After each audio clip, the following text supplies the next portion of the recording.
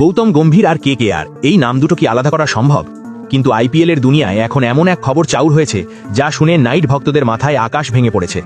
আপনারা কি বিশ্বাস করতে পারেন যে মানুষটা কলকাতাকে ট্রফি জিতিয়েছেন তাকেই এবার নিজেদের ডেরায় টানতে চাইছে রাজস্থান রয়্যালস? হ্যাঁ, ঠিকই শুনছেন, শুধু মেন্টর হিসেবে নয়, একেবারে মালিকানার অংশীদার করে গম্ভীরকে ছিনিয়ে নেওয়ার এক বিরাট ছক কষা হয়েছে। কিন্তু গম্ভীর কি পারবেন তার প্রিয় কলকাতাকে ছেড়ে অন্য কোথাও যেতে, নাকি এর পেছনে লুকিয়ে আছে অন্য কোনো বড় রহস্য?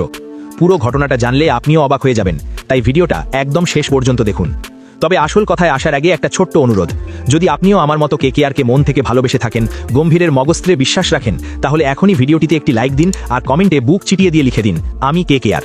আর হ্যাঁ, কেকেআরের ছোট বড় সব আপডেট সবার আগে পাওয়ার জন্য আমাদের ডেসক্রিপশনে দেওয়া হোয়াটসঅ্যাপ আর টেলিগ্রাম গ্রুপে ঝটপট জয়েন করে যান। এবার আসি আসল সেই খবরে যা নিয়ে পুরো ক্রিকেট মহলে তোলপাড় শুরু হয়েছে। অভিষেক ত্রিপাঠীর একটা রিপোর্ট অনুযায়ী রাজস্থান রয়্যালস খুব তাড়াতাড়ি নতুন মালিক পেতে চলেছে, আর এই নতুন মালিকরা এসেই রাজস্থান দলটাকে পুরো বদলে ফেলার পরিকল্পনা করেছেন। তাদের তুরুপের তাস কে জানেন? আমাদের সবার প্রিয় গৌতম গম্ভীর। শোনা যাচ্ছে রাজস্থানের ওই 3 নতুন মালিকের মধ্যে একজন নাকি ইতিমধ্যেই গম্ভীরকে একটা বড় প্রস্তাব পাঠিয়ে দিয়েছেন। তারা গম্ভীরকে শুধু দলের মেন্টর করতে চান না, তারা চান গম্ভীর যেন তাদের দলের পার্টনার হন এবং একই সাথে সিইওর দায়িত্ব সামলান। ভাবুন একবার, যে মানুষটা কেকেআরের ধমনীতে বইছে তাকে যদি রাজস্থান রয়্যালসের জার্সিতে দেখা যায় তাহলে কেমন লাগবে?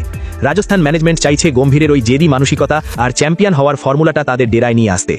গম্ভীর যেখানেই যান সেখানেই সোনা ফলে, সেটা আমরা লখনৌ সুপার জায়ান্টসের দেখেছি, আর কেকেআরে তো ইতিহাস সবার জানা।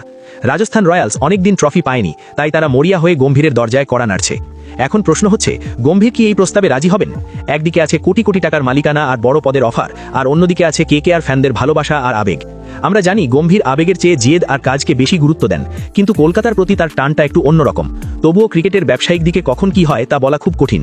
এদিকে চোটের খবরও কিন্তু কেকেআর শিবিরে চিন্তার ভাঁজ ফেলছে। মাথিসা পাথিরানা, যাকে নিয়ে অনেক পরিকল্পনা ছিল, তার কাফ মাসল অর্থাৎ পায়ের পেশিতে টান লেগেছে।